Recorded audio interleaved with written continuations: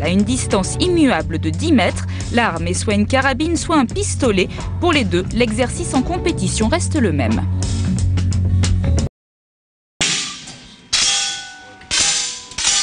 Une dame va tirer 40 plombs en 1h15, tandis qu'un homme aura 60 plombs à tirer en 1h45. Chaque tireur tire ses 60 ou 40 plombs et met le plomb dans le 10 et ça lui fait 10 points. Et s'il en met 60 dans le 10, ça lui fait 600 points. Et il est le meilleur.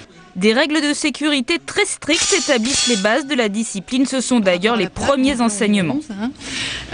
Sinon, au niveau de la sécurité, le canon toujours vers les cibles. Ouais. Et quand on le pose, on ouvre la culasse. D'accord. Bon, ça, c'est impératif.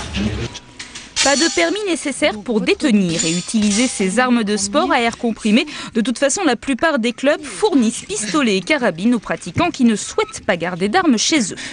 Les carabiniers sont généralement équipés d'une veste et parfois même d'un pantalon en toile très rigide ou cuir pour les aider à contrôler leurs gestes. Comme les pistoliers, ils portent des chaussures à semelles ultra plates pour une meilleure stabilité. Enfin, la plupart des pratiquants utilisent un cache-œil qui permet de viser avec les deux yeux ouverts, ce qui évite une trop grande fatigue.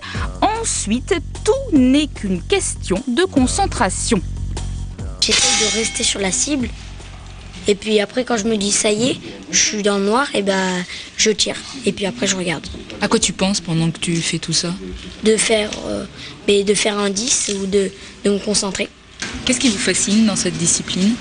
Justement, ce vide qu'on doit faire en nous pour arriver à vraiment être concentré, laisser tout de côté. Et ça, c'est vraiment agréable. On se sort vraiment de la vie quotidienne quand on est ici. Le tir avec arme à air comprimé peut être débuté dès l'âge de 8 ans, ce qui n'est pas le cas du tir avec arme à poudre. Elles sont beaucoup trop puissantes et réservées aux adultes. Comme les tireurs, ils doivent eux aussi faire preuve d'une